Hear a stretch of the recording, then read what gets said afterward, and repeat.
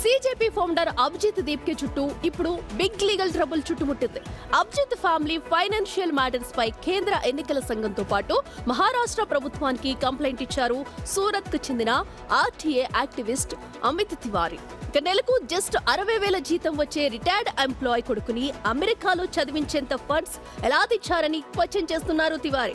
పైగా అసలు రిజిస్ట్రేషనే లేని సీజేపీ పొలిటికల్ పార్టీలా యాక్ట్ చేస్తూ డొనేషన్స్ ఎలా కలెక్ట్ చేస్తుందంటూ ఆర్పీ యాక్ట్ సెక్షన్ 29A ప్రస్తావిస్తూ ఎలక్షన్ కమిషన్ ఆఫ్ ఇండియాను ప్రశ్నించారు. మరోవైపు senior lawyer Kapil Sibal announce చేసిన ₹1 కోటి లీగల్ ఎయిడ్ ఫండ్ పై 18% జీఎస్టీ కొట్టేయాల్సిందంటూ సిబిఐసికి కూడా కంప్లైంట్ చేశారు. మరి ఈ కంప్లైంట్స్ పై ఆఫీసర్స్ ఎలాంటి యాక్షన్ తీసుకుంటారో చూడాలి. ఇదే అంశానికి సంబంధించి మరింత సమాచారం మా ప్రతినిధి ఢిల్లీ నుంచి శివ అందిస్తారు. శివ, ఇప్పుడు అభిజిత్ దీప్కే చుట్టూ కూడా ఫైనాన్షియల్ మ్యాటర్స్ ఇష్యూ అయితే నడుస్తుంది. మరి దీనిపై ఎలా ముందుకెళ్తున్నారు? అప్డేట్స్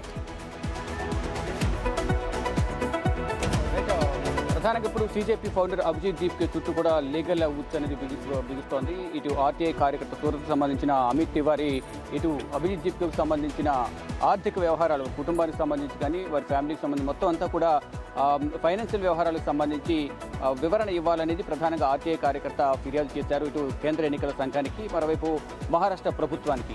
దానితో పాటు కపిల్ సిబల్ ఇచ్చిన ₹1 న్యాయ సహాయం ఏదైతే ఉందో దానికి సంబంధించి కూడా central board of indirect taxes and customs CBIC కూడా ఫిర్యాదు చేశారు. దాని గురించి కూడా లెక్కలు చెప్పాలి అనేది. ప్రధానంగా సీజేపీ అనేది కూడా రిజిస్టర్ కాలేని పార్టీ, అంటే ఆన్లైన్ ద్వారా దాన్ని స్థాపించారు, ఆన్లైన్లోనే దాన్ని నడిపిస్తున్నారు, కానీ రిజిస్టర్ కాలేదు. కానీ నార్మల్గా ఏదైతే రాజకీయ పార్టీలు ఉంటారో రాజకీయ పార్టీలు వసూలు చేస్తున్నట్లుగా నిధులు కూడా వసూలు చేస్తున్నారు. కానీ దీనికి చట్టవిరుద్ధం అనేది కూడా ప్రధానం చెప్తున్నారు. అంటే సెక్షన్ 1959, 29A ప్రకారం ఇది చట్టవిరుద్ధం, నిబంధనలకు విరుద్ధంగా ఉంది. కాబట్టి దీనిపై చర్యలు తీసుకోవాలి అంటూ కూడా కేంద్ర ఎన్నికల సంఘానికి ఫిర్యాదు చేశారు. అట్ ద సేమ్ టైం ఆయన ఆర్థిక వ్యవహారాలు అంటే అంత చిన్న జీతంతో కూడా తను ఇన్ని పనులు ఎలా చేస్తున్నారంటూ క్వశ్చన్ అయితే వినిపిస్తుంది. మరి దీనికి సంబంధించి అటు అభిజిత్ దీప్కే నుంచి కానీ వారి కుటుంబం నుంచి కానీ ఏమైనా ఆన్సర్ వచ్చిందా?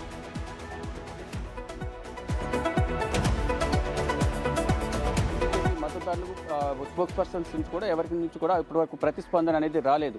అంటే అభిజిత్ దీప్కే తండ్రి రిటైర్డ్ ఉద్యోగి ఉన్నారు, గతంలో ప్రభుత్వంలో పనిచేశారు, 60 నుంచి 65,000 జీతం వచ్చేది భగవాన్ దీప్కేకి.